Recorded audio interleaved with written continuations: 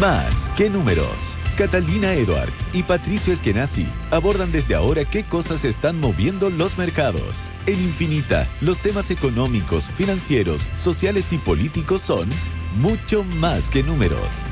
Más que números es una presentación de Vilapert, Café Bistró. Claro, 2 años consecutivos como número 1 en portabilidad. Goldfields, valor más allá de la minería. Y Hyundai All New Palisade híbrido. La grandeza toma una nueva forma. Hola, ¿cómo están? Muy buenos días. Bienvenidos a esta nueva edición de Más que Números en Radio Infinita. Viernes 9 de enero, 9 de la mañana, con 1 minuto. Arrancamos en una jornada muy importante para los mercados internacionales. Tenemos varias noticias que vamos a ir desglosando y se las vamos a ir contando también a propósito de varios anuncios. Lo primero es este anuncio de reactivación de las conversaciones entre Río Tinto y Glencore, que han reiniciado y reactivado conversaciones preliminares para una posible fusión o una quizás combinación de negocios. El acuerdo todavía no está cerrado. Estamos hablando de 2 tremendas mineras ligadas justamente a cobre. No hay garantía por ahora de que el negocio se vaya a concretar derechamente, pero están avanzando y eso ya es un movimiento muy interesante para la industria minera global. La operación, si es que se concreta, implicaría, ojo que Río Tinto y Glencore están las 2 presentes en nuestro país, si es que se llega a concretar la posibilidad de que Río Tinto adquiera Glencore a través de una transacción de acciones y conformar así una nueva compañía, sería la empresa minera más grande del mundo. Podría formar un gigante con un valor de mercado superior a los 260 mil millones de dólares, superando al actual líder global BHP Group. La consolidación se da además en medio de una fuerte competencia global por recursos como el cobre, un metal que ya sabemos es clave para la transición energética, para los vehículos eléctricos, para las energías renovables, también para la infraestructura de almacenamiento de datos y muchas cosas más. El auge de fusiones y adquisiciones que parte con esta noticia en el sector viene acompañado además de un precio espectacular del cobre y expectativas de escasez a futuro, lo que ha empujado a las empresas a buscar sinergias y también mayores escalas. Es muy interesante el inicio o reactivación de estas conversaciones. Ambas compañías hoy día suben con fuerza. ¿Qué significa esto para Chile? Y es bien importante también acotarlo. Nuestro país es el mayor productor mundial de cobre y tanto Río Tinto como Glencore tienen presencia significativa en activos en nuestro país. En negociaciones anteriores entre las mismas compañías se indicaba de hecho que una combinación le podría dar acceso a participaciones en mineras clave del norte de Chile como Collahuasi, uno de los yacimientos más importantes del mundo. Y si la fusión avanza, claro, la empresa tendría además una tremenda capacidad de producción y de control sobre activos de cobre. Esto significa que aumenta la influencia de Chile en la cadena global de metal y además modifica la competencia entre las grandes productoras. Como yo les decía, podría eventualmente ser más grande que BHP y que Anglo American. Así es que muy interesante lo que se vengan estas conversaciones. Obviamente acá también hay que mirar la concentración de mercado, lo que pasa con el antimonopolio, el impacto de la competencia por el suministro de minerales críticos y otros temas que siempre tienen que ver, por supuesto, con inversiones locales. Así que seguimos esta noticia hoy día en el mercado, que está esperando con ansias, además, la publicación de datos de empleo. Vamos con la revisión de mercado a continuación junto a ustedes en Más que Números.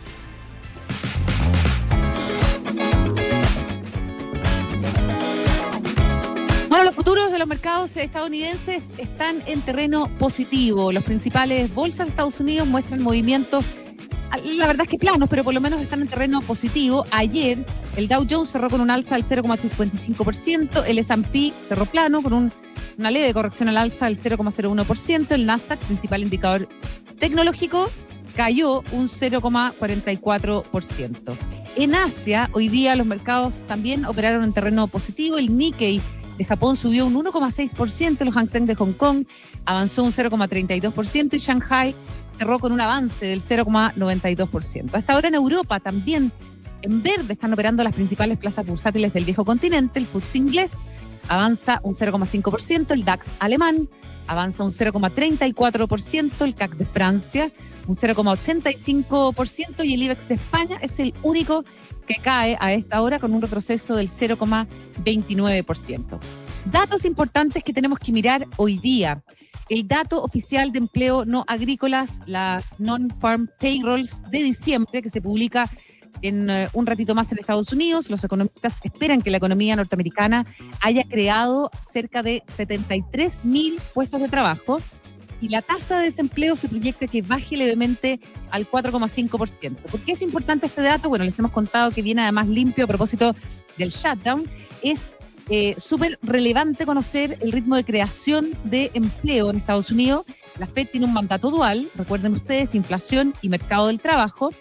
Y si es que se ve un ritmo de creación de empleo, o sea, bajo los 73.000 que yo les decía recién, podría eventualmente sugerir una desaceleración del mercado del trabajo, y un dato mucho mejor de lo esperado reaviva los temores de inflación.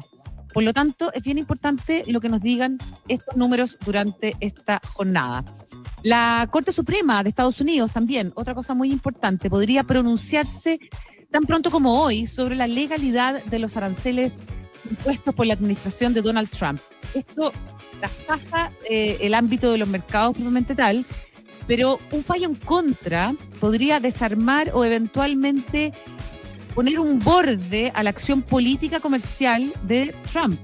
Tendría impacto en las cadenas globales, en la inflación y en el comercio internacional, con efecto directo, obviamente, en los mercados y también en las monedas.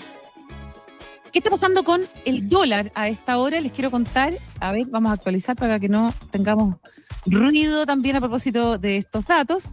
El dólar está en 898 pesos, corrige levemente al alza respecto al cierre de ayer. Y el cobre futuro en $5.85 la libra, recupera esta posición más cerca de los $6, subiendo más de un 1,6%. El dólar, en la mirada del índice, comparado con canastas y otras monedas, se fortalece ligeramente también antes del reporte del empleo en Estados Unidos, y los rendimientos de los bonos soberanos de Estados Unidos se mantienen también en niveles relativamente estables.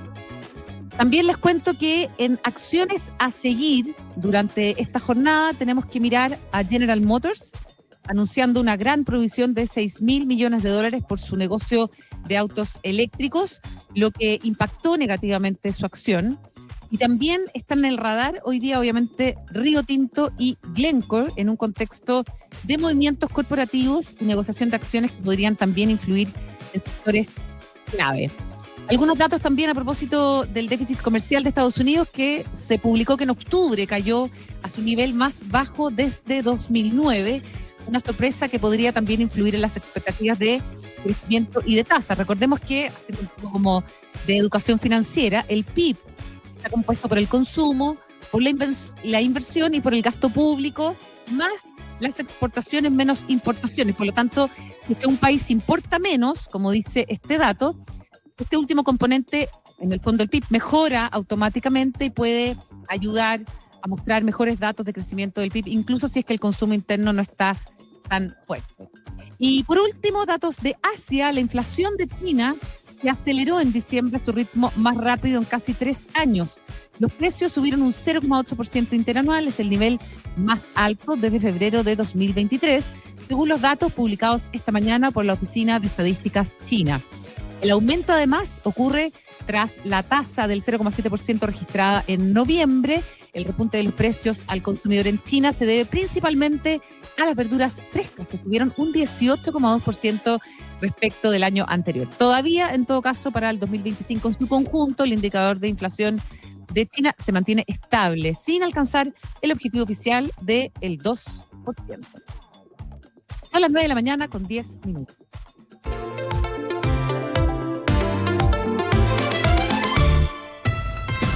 Bueno, interesante entrevistado para hablar sobre el tema fiscal, una discusión muy instalada en nuestro país. Estamos en el último tramo del gobierno y hasta el último día obviamente se toman decisiones que tienen impacto fiscal, ¿no es cierto?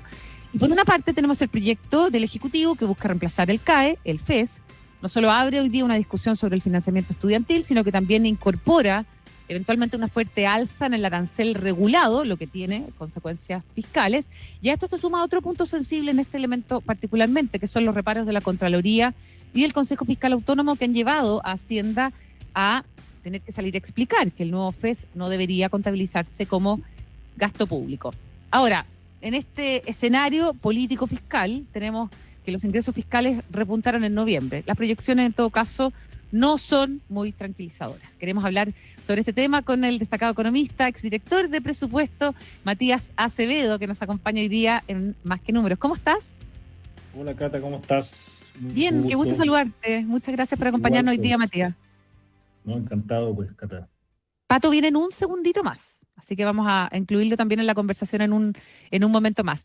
Quiero partir, Matías, conversando contigo a propósito de estos últimos días de gobierno. Yo te decía, se trabaja hasta el último minuto con todo lo que eso implica en materia de decisiones, ¿no es cierto? Pero a ti que te tocó también entregar la posta, de cierta forma, ¿dónde termina la atribución legítima de un gobierno en ejercicio, ¿no es cierto?, de tomar sus propias decisiones de gasto fiscal, y dónde comienza la carga que se le traspasa al gobierno siguiente? El 11 de marzo a las 11:59 termina. La verdad que los gobiernos tienen que hacerlo hasta el último día, digamos. Evidentemente, Cata, que en los últimos meses de gobierno las decisiones tratan de ser, por decirlo así, si hay algún compromiso de gasto adicional, etcétera, tratan de ser conversadas con la próxima administración, sobre todo gastos permanentes. Pero a nosotros nos tocó, digamos, lo que pasa es que estamos en medio de una pandemia, seguir implementando medidas. De hecho, la gente no se acuerda, pero el principal legado del presidente Piñera fue la PGU. Y la PGU se aprobó en enero. Entonces, si alguien podría decir, bueno, nos vamos de vacaciones en enero y febrero para entregar en marzo, todo está por verse. Entonces, los gobiernos tratan de hacer su último esfuerzo durante enero, que es el último mes legislativo del año, y para tratar de sacar sus últimos proyectos, y en este caso no es la excepción, digamos, con proyectos como el FES, la CUNA, bueno, estamos viendo reajuste del sector público. El sector público ha sido muy polémico. Muy polémico, sí. Ahora, Matías, acotando un poco el tema, ¿es común en política fiscal entonces que en el último año, con el propósito obviamente de cumplir las promesas, se aceleren compromisos que otros tendrán que pagar? Pasa. Los incentivos son mayores, sobre todo si no es un gobierno de tu coalición. Entonces, por ejemplo, lo que estamos viendo en el reajuste del sector público es un ejemplo, donde básicamente tú empiezas a hacer compromisos, o lo que se ha llamado de otra manera amarres, porque sabes que al final del día el que lo va a tener que ejecutar eso es la próxima administración, digamos. Entonces, y es común que eso pase. En el fondo, el concepto del amarre está súper asociado hoy día al reajuste del sector público, ¿no es cierto? Pero ¿es frecuente que los gobiernos salientes dejen amarrados compromisos fiscales que pueden eventualmente reducir el margen de maniobra del próximo gobierno? Están los incentivos para hacer eso. Ahora, el grado de magnitud va a depender del tipo de política. Obviamente, claro, si yo estoy aprobando la PGU, digamos, evidentemente le estoy dejando un compromiso de gasto hacia adelante, pero eso se aprueba en el Parlamento con los votos, obviamente, del gobierno y del oficialismo de la oposición. En el caso de lo que uno lo debería ver, ¿no es cierto?, es como empezar a acelerar la ejecución del presupuesto para que dejarle, ¿no es cierto?, un presupuesto más ejecutado o con menos flexibilidad a la próxima administración. Eso no debería ser una buena práctica, por decirlo así. No, pero en la parte legal, digamos, en lo que tiene que ver el trámite legislativo, evidentemente eso va a requerir acuerdo entre gobierno y oposición. Estamos con Matías Acevedo, profesor adjunto de la Universidad de los Andes, economista, también fue director de presupuesto. Vamos a meternos de lleno, ¿te parece?, en el proyecto del FES. Salieron unos cálculos muy interesantes que tú realizaste en la prensa cuando se habla del alza del arancel regulado. Es algo como que suena bien técnico, uno piensa en arancel y piensa también en impuestos, pero ¿cuál es el impacto real y permanente que esto tiene sobre las finanzas públicas, Matías? Claro, a ver, en términos simples, ¿no es cierto?, uno cuando quiere optar una carrera, mira cuál es el arancel, el valor de esa carrera, y esos son lo que se llaman los precios de lista, ¿no es cierto? Sí. Ahora, para optar a financiamiento público, el financiamiento público no financia el precio de lista de la carrera, sino que más bien un valor menor. Entonces el punto que yo hacía el otro día, básicamente, era que, el diario financiero, que básicamente era que en este proyecto, en el FES, se está proponiendo un aumento de un 40% en el arancel que financia Sí. el Estado, digamos, Que eso, al hay que estudiante. decirlo, era un anhelo de las universidades. Por supuesto, ¿no? Por supuesto que las universidades siempre van a querer más recursos públicos seguros, digamos, a estar, digamos, cobrando el copago al estudiante, digamos. Pero el punto que yo decía ahí es que esta discusión ha pasado, por decirlo así, piola, digamos. Nadie lo discute porque obviamente las universidades, bienvenido que le aumenten el mínimo, digamos, de financiamiento estudiantil, porque al final el beneficio no va a los estudiantes, pero indirectamente llega a la universidad a través del estudiante. Correcto. Entonces, yo lo que decía el punto es que eso cuesta 200 millones de dólares. Y con 200 millones de dólares podemos hacer muchas cosas en Chile. Entonces, eh, una pregunta legítima que se tiene que hacer, bueno, si esas son las prioridades de aumentar, ¿no es cierto?, el desembolso, que es seguro para el Estado, ¿no es cierto?, en el caso del FES. Una discusión que ha pasado bastante, como sea, desapercibida, pero que finalmente, si uno suma en el tiempo, las consecuencias fiscales son 12.000 millones de dólares aproximadamente en el periodo que se está analizando este instrumento. Entonces, eh, es un poco lo que quería llamar la atención. Pero además, Cata, el FES tiene dos problemas adicionales que no se han subsanado y yo los veo muy difícil de lograr un acuerdo de aquí a fines Ajá. de enero, digamos. El primero es que, independientemente de las flexibilidades que está proponiendo el gobierno, al final del día, el gobierno quiere fijar aranceles, quiere fijar precios. Y en la economía, cuando se fijan precios, pasan cosas como en el sector eléctrico. ¿Se acuerdan que durante la pandemia tuvimos un congelamiento de las tarifas eléctricas y después Sí. nos generó un problema enorme en inflación porque tuvimos que congelarla, tuvimos que pagarle, digamos, a la empresa eléctrica? Entonces, Mm. cuando el gobierno interviene los mercados en general, siempre se generan distorsiones y finalmente la cuenta la termina pagando justamente a las personas que queremos ayudar. Y ahí es donde yo veo, a mí no me gustan las líneas rojas, pero en este caso en particular, me parece que cualquier indicio que el Estado quiera regular los precios libres que puedan fijar las universidades, por más justo o injusto que uno quiera, porque uno podría decir, no, me parece injusto ese precio. Bueno, eso lo definirá el mercado. El mercado dice, bueno, si es injusto, bueno, los alumnos se van a matricular ahí, digamos, punto. Sí. Entonces, a mí me parece que eso es una línea roja que no hay que cruzar porque finalmente no, eso es pan para hoy, hambre para mañana. Y lo segundo tiene que ver con el tema fiscal que tú mencionabas. Sí. En el tema fiscal, lo que estamos viendo, y con los subsidios, los tremendos subsidios que tiene este sistema de financiamiento, es que el costo fiscal es alto, y el Consejo Fiscal lo ha dicho. Este instrumento no se financia y tiene entre los ingresos y los gastos, ¿no es cierto?, tiene un déficit de aproximadamente 300 millones en el largo plazo. Y eso, obviamente, en un contexto fiscal apretado, sin duda que es un problema. Ahora, el gobierno va a decir, con toda razón, decir, bueno, es que el CAE es incluso más costoso hoy día que el FES. Bueno, yo ahí me acuerdo cuando los hijos de uno llegan y dicen, oye, papá, no me fue tan mal porque mi compañero se sacó un 1 y yo me saqué un 3, digamos.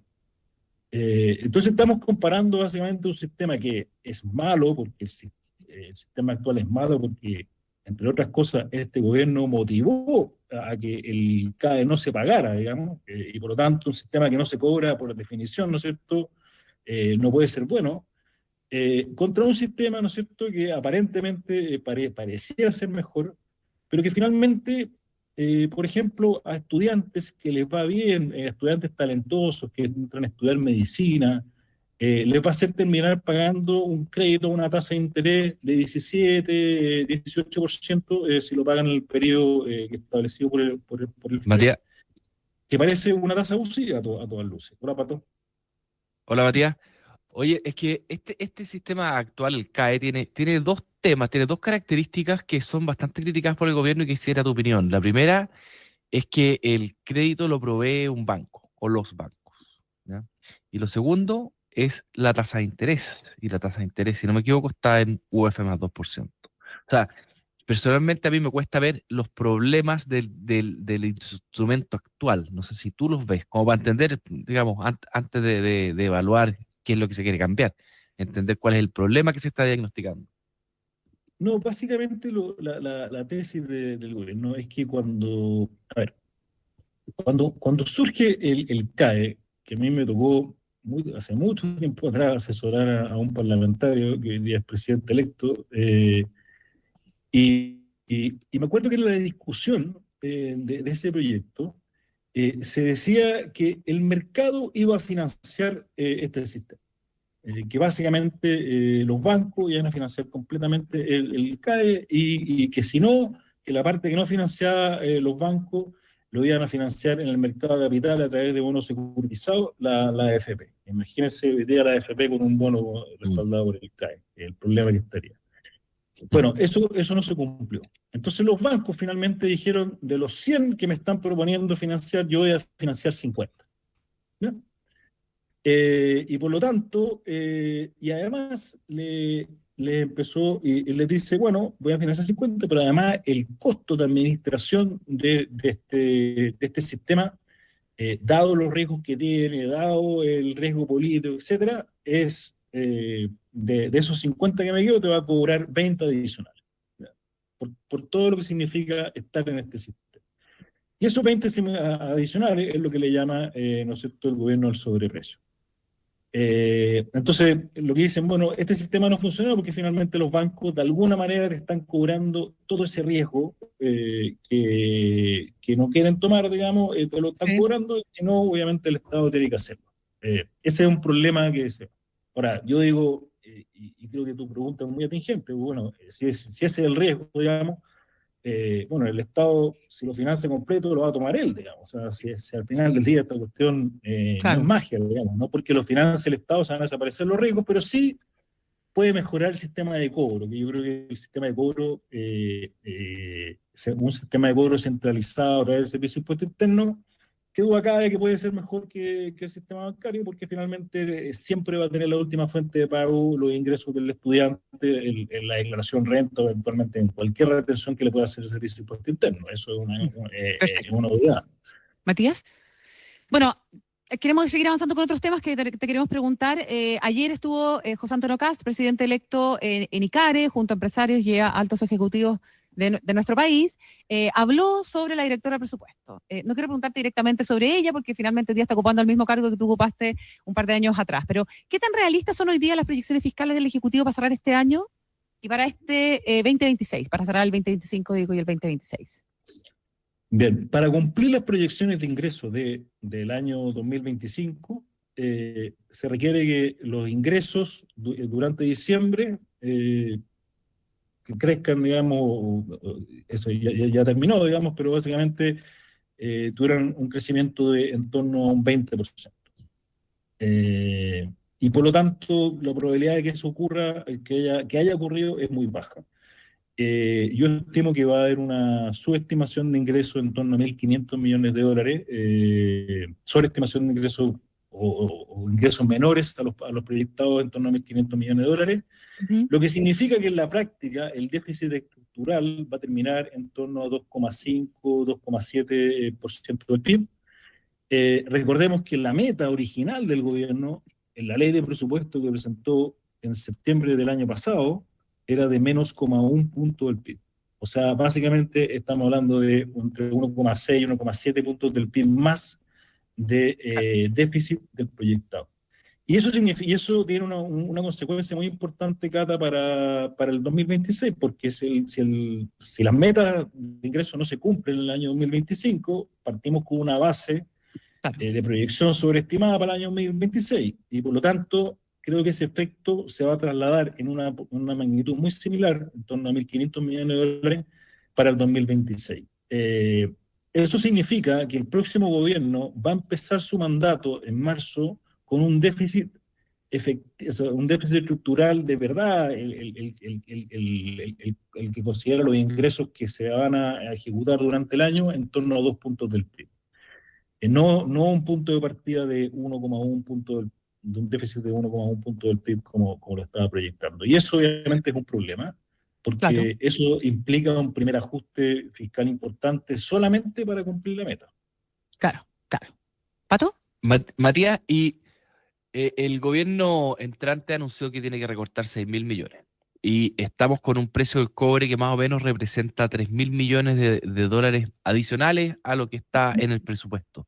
¿Significa eso? ¿Uno puede hacer la matemática de que ahora tiene que recortar solo la mitad? Porque el cobre ya hizo la mitad la pega.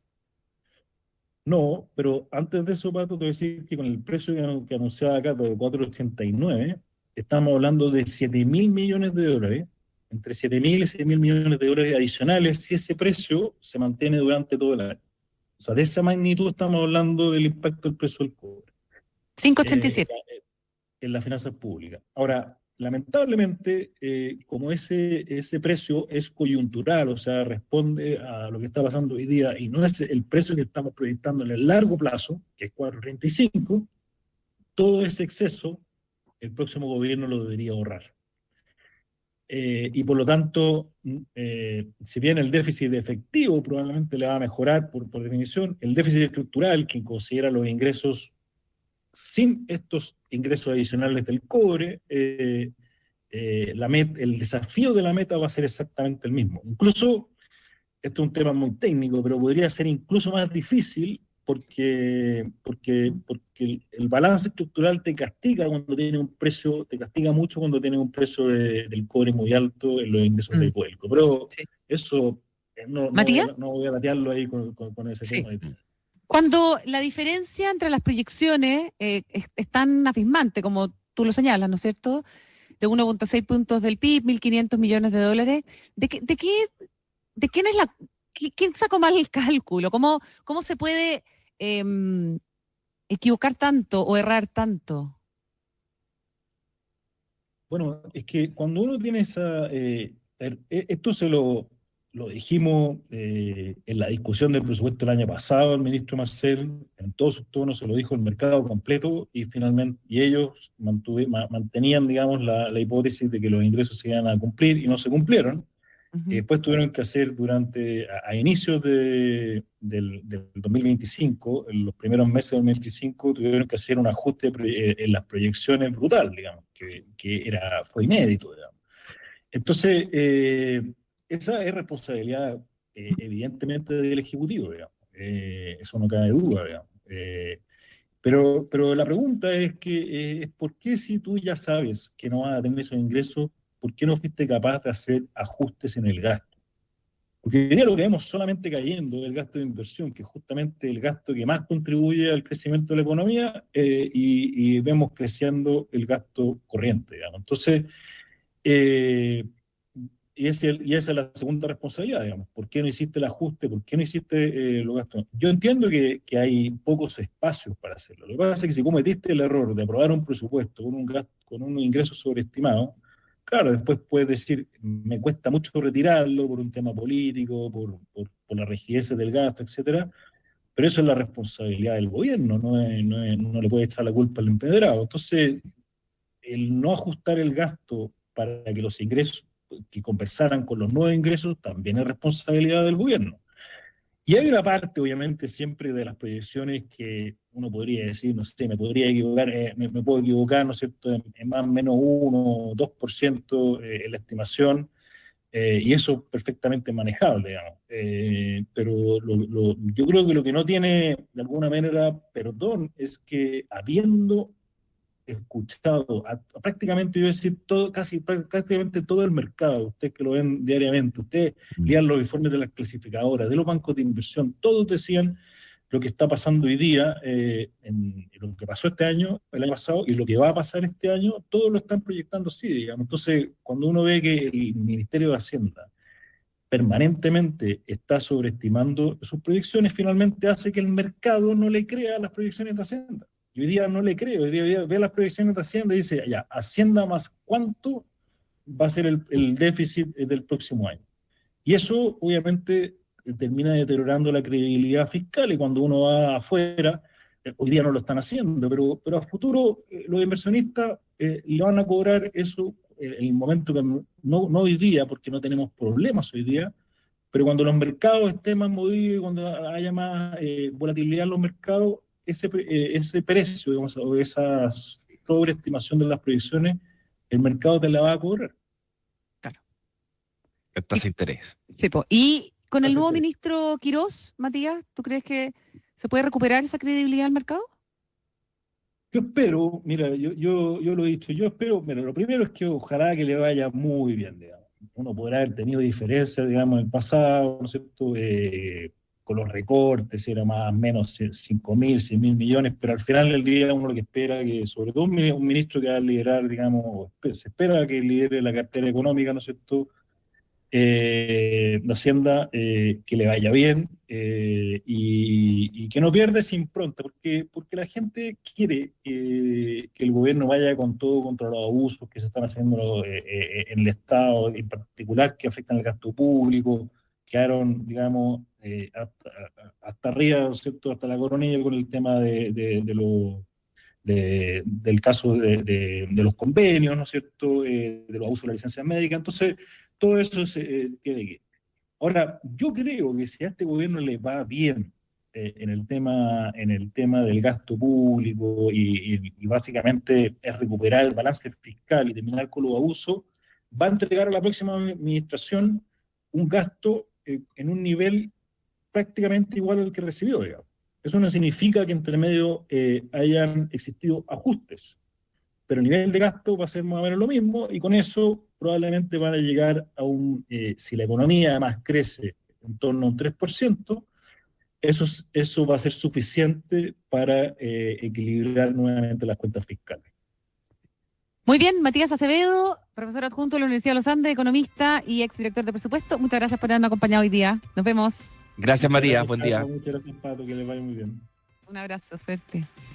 Bien, Pato, seguimos con nuestro programa Más que Números. A esta hora saludamos a nuestros auspiciadores y vamos a comenzar con la minería, que hoy día además hace noticia. La minería es una industria clave para el desarrollo del país, pero no todo se trata de cobre. Gold Fields, empresa líder en la producción de oro a nivel mundial, está presente en la región de Atacama, generando valor que perdura más allá de la minería. Descubre más en goldfields.cl. Un viaje, tu nueva casa o ese proyecto que tienes en mente. En Banco Vice encuentras productos personalizados y detalles únicos para alcanzar lo que sueñas. Es el momento de dar el siguiente paso. Hazte cliente en vice.cl. Banco Vice, detalles que importan. Por segundo año consecutivo, Claro es líder en portabilidad, un liderazgo que refleja la confianza de sus clientes y el compromiso de Claro por brindar una red renovada y con 5G pensada para mejorar la experiencia de quienes la eligen día a día. Claro, por ti, cada día mejor. Este verano los viajes largos se disfrutan más cuando se hacen en grande. Conoce The All New Palisade híbrido, el SUV con espacio, confort y eficiencia para llegar al destino que quieras. Cotízalo en Hyundai.cl y descubre por qué la grandeza toma una nueva forma. Vamos a la pausa y ya volvemos con Más que Números junto a Pato Esquenazi en Radio Infinita, revisando los temas más relevantes en materia económica de Chile y el mundo. Proyectamos la economía y los mercados. Más que Números en Infinita con Catalina Edwards y Patricio Esquenazi. BTR lleva toda la entretención en su nueva fibra. Contrata el doble pack premium de BTR con internet fibra 600 más televisión con Disney Plus, HBO Max, Amazon Prime y otras 7 plataformas de streaming incluidas por solo 31.990 pesos al mes por 12 meses. Precio normal 46.990 pesos. BTR. Oferta válida hasta el 31 de enero de 2026. Infórmate previamente de las condiciones comerciales y de la ley 21.046 en btr.com. ¿Y la bicicleta? ¿Están arriba? ¿Y la parrilla? ¿También? Uy, se nos olvidó invitar a los primos. También están arriba. ¡Hola, prima! ¡Hola, prima! Este verano viajar en grande hace toda la diferencia. Descubre The All New Palisade híbrido, el SUV con espacio, comodidad y eficiencia para disfrutar las vacaciones desde el primer kilómetro. Cotízalo hoy en Hyundai.cl. The All New Palisade híbrido. La grandeza toma una nueva forma. Hyundai, una marca Gildemeister. ¿Sabías que uno de los mayores productores de oro del mundo opera en Chile? Gold Fields, empresa con 9 operaciones en países como Sudáfrica, Australia y Canadá, ya está produciendo oro y plata en el corazón de la región de Atacama y posicionará a Chile dentro de los 20 líderes a nivel mundial. Goldfields, creamos valor que perdura más allá de la minería. Conoce más en goldfields.cl. Este verano, el sol castiga afuera, pero adentro, la cocina no perdona. En El Internado, el verano no es solo para relajarse, es para sobrevivir a desafíos extremos, platos de alto riesgo y una tensión que corta el aire. El Internado, donde hasta el más duro aprende. De lunes a jueves, 23 horas, después de reunión de superados. Y domingo, después de Atrapados 133. Solo por Mega y Mega Go. Presentan Betano y WOM. Tu momento de descanso comienza en MDS Hoteles. Disfruta el verano en la región del Biobío Ñuble con nuestros hoteles en Concepción y Chillán.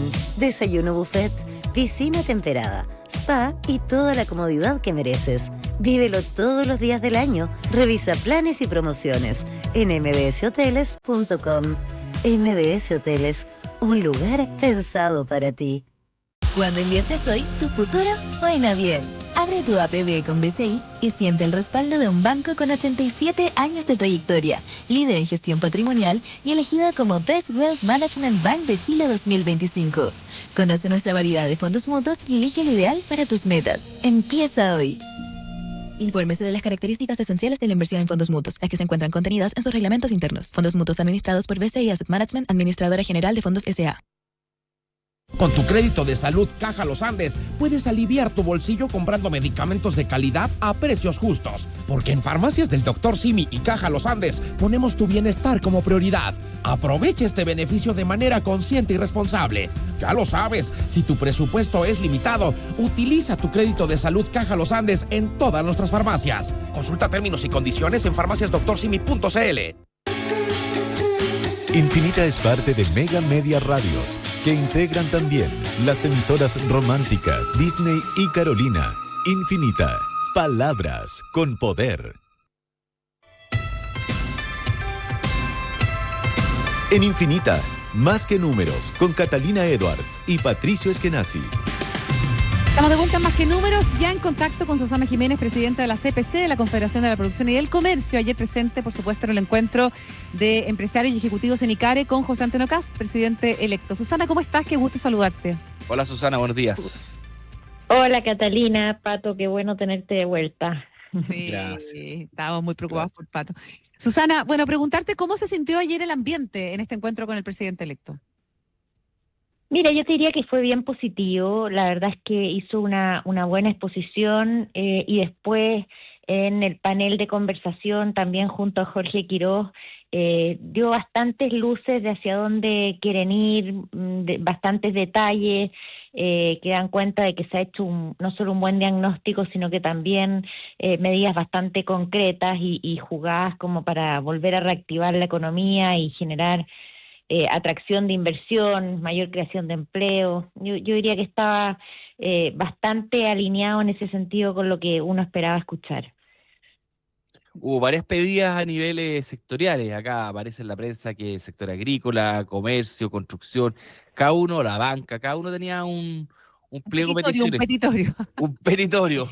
¿Tú crees que está? Bueno, claro, en el caso de la reunión que tuvimos nosotros con él el día martes y con Jorge Quiroz, efectivamente el objetivo de esa reunión, porque ya habíamos estado juntos por ahí por el mes de agosto presentándole lo que eran nuestras propuestas de motores para el crecimiento, que eran 50 medidas, ¿cierto?, enfocadas en aumentar la inversión, el empleo.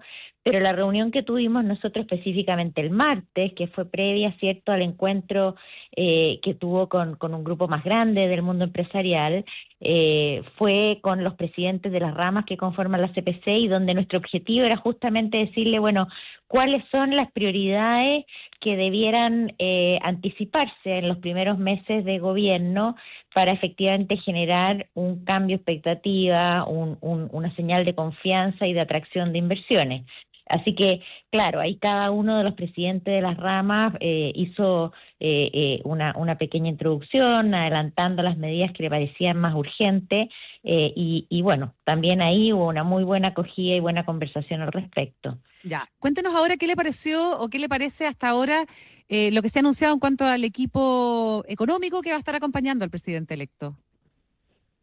Bueno, mira, yo no me atrevo mucho a hacer opiniones sobre trascendidos de prensa hasta que realmente no sea ratificado por... Porque el trascendido de prensa dijo que electo. había presentado en su momento a Quirós como su próximo ministro de Hacienda, lo encuentro con lo empresario. Mira, no hay ninguna duda de que Quirós es su persona de confianza en el ámbito económico.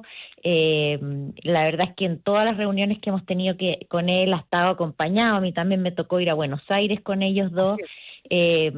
Y Jorge ha estado trabajando una agenda importante de propuestas, tanto en el área de aumento de competitividad tributaria y reducción de gastos, sino que también en todo lo que es la facilitación regulatoria.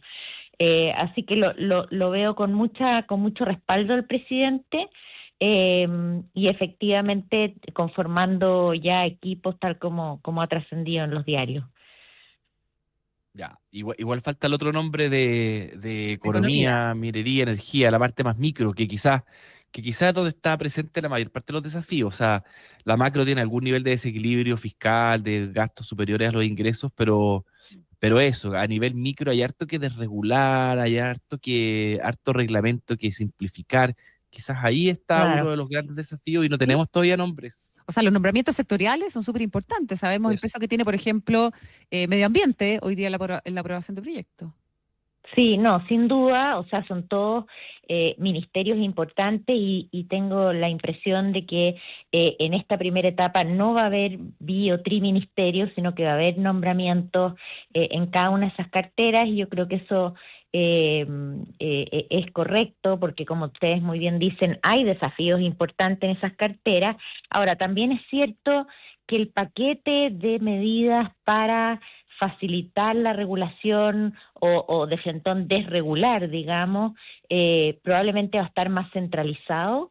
Yo tengo la impresión de que se va a intentar empujar paquetes de medidas de facilitación, de permisos, de instructivos generales, en el fondo, que den cuenta de que, sobre todo lo que son guías, criterios que se aplican en los servicios, tienen que ser facilitadores y orientadores para los titulares de proyectos, más que normas o exigencias reglamentarias que en muchos casos, y ese es un diagnóstico que nosotros venimos haciendo hace tiempo, de hecho hemos incluso ido a Contraloría por esto, porque se intenta ocupar instrumentos que son de rango más bajo que la ley, para justamente imponer exigencias y regulaciones que no tienen la competencia para hacerlo. O sea, eso son cosas que son materia de ley. Entonces, yo creo que en la medida que se centralice ese esfuerzo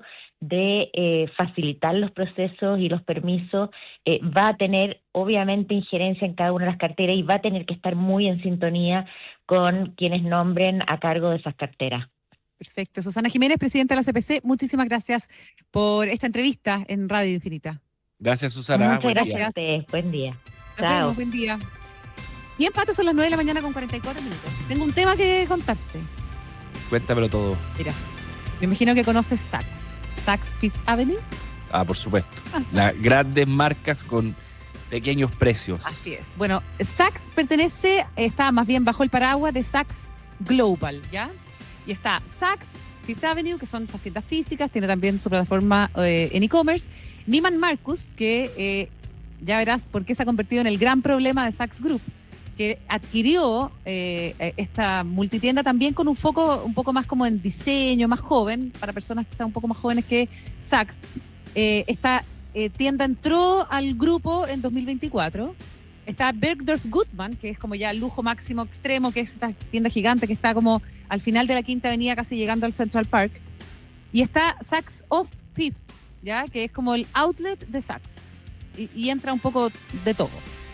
Bueno, hoy día Saks Global está a punto de entrar al capítulo 11. ¿Cuál es el problema que enfrenta Saks Global, bueno, principalmente la compra de Neiman Marcus, que se financió con mucha deuda. Está además el tema del consumo del lujo en Estados Unidos, que se ha enfriado. Esta es una demostración evidente de cómo se ha enfriado el consumo del lujo en el país del norte, y las altas tasas, por supuesto, que encarecen el financiamiento. La idea de Saks Global siempre fue consolidar el negocio del lujo tradicional con el canal digital, ganar escala frente a marcas globales, optimizar los costos comprando Neiman Marcus, y el plan apostaba que un grupo más grande tendría obviamente un mejor poder de negociación con las marcas, con los arrendadores, con los proveedores, pero nada de eso se cumplió.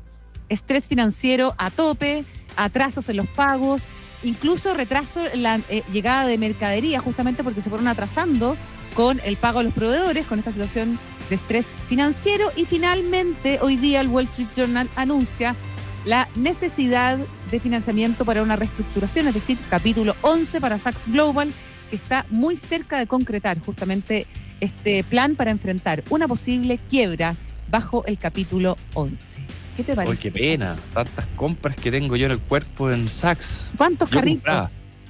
No, bueno, pero ahí va a estar. Van a encontrar alguna manera de reestructurarse, pero hasta fines del año pasado no pagaban más de $100 millones de intereses de la deuda que tienen hoy día por la compra de Neiman Marcus en 2024, que dejó a la compañía con más de $2.000 millones en deuda en altos intereses.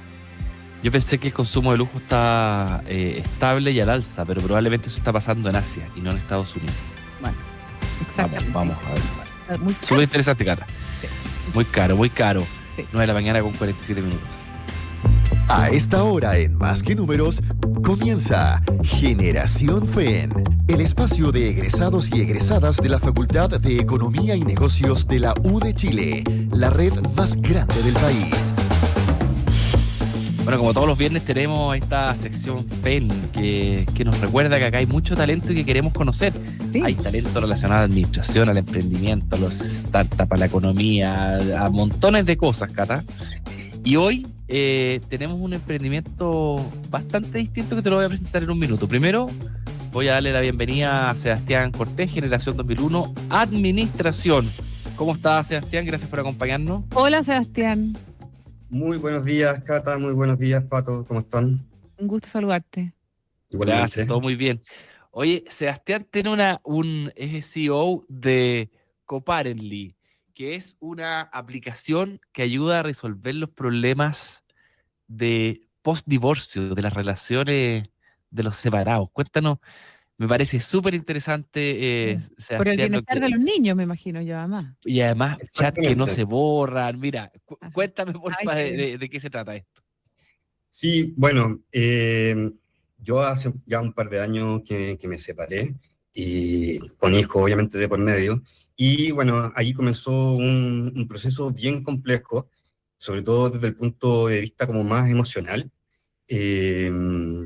Entonces, nada, empecé a idear cosas como qué voy a hacer cuando tenga que calcular, por ejemplo, el tema de las pensiones que tengo que pagar, por ejemplo, el tema tiene el tema de las visitas, el tema de los gastos extraordinarios de los hijos, etcétera, y veía que se me venía un mundo nuevo, complejo, que no tenía herramientas para poder hacerlo de buena forma. Entonces, ahí obviamente se me vino la idea de esta posibilidad de poder crear una plataforma o una aplicación que ayude tanto a padres y a madres a poder gestionar bien todo este proceso y en el fondo para poder mejorar un poco esa relación que una relación que viene muy quebrada, para en el fondo buscar el mejor bienestar posible para los hijos que tenemos en común. Oye, Sebastián, es bien interesante porque en el fondo tú pasas como de una situación personal a darte cuenta que hay un problema que no solamente enfrentas tú, sino que muchas otras personas. ¿En qué minuto te diste cuenta de que un dolor como el que tú vivías se convertía finalmente como en una oportunidad de negocio? Mira, la verdad, bueno, por un lado, como dije recién, algo que yo necesitaba, yo sentía que necesitaba tener algo que me pudiese ayudar a poder tener todo esto bajo control, ¿cierto? Y obviamente empecé a conversar con muchos conocidos que están en una situación similar, me refiero a temas de separación, divorcio. Claro. Con No eres hijos de el por único. medio. Exacto. Y ahí llegué, me empecé a dar cuenta que era un problema heavy. De hecho, por ejemplo, yo partí este proyecto solo. A los pocos meses de que partí, dije, necesito tener una mirada femenina, ¿cierto?, en el proyecto. Así que ahí contacté a una amiga, ¿cierto?, y con ella ahora somos socios. Y después se nos sumaron 2 socios más. Y uno de nuestros socios, Andrés, es abogado de familia. Y él nos cuenta de distintas situaciones que ve en el día a día. Por ejemplo, una situación que es súper común es que una vez que ya se acordó algo, una pensión alimenticia entre la pareja o la expareja, ¿cierto?, y aprobado por el sistema de justicia, eh, las personas como que no relacionan bien que todos los meses tienen que volver a calcular la pensión que tienen que pagar, ¿ya? Y siempre se generan muchos problemas, deudas, intereses, obviamente caer en el registro de deudores de pensión, etcétera. Entonces ahí hay un problema súper grande.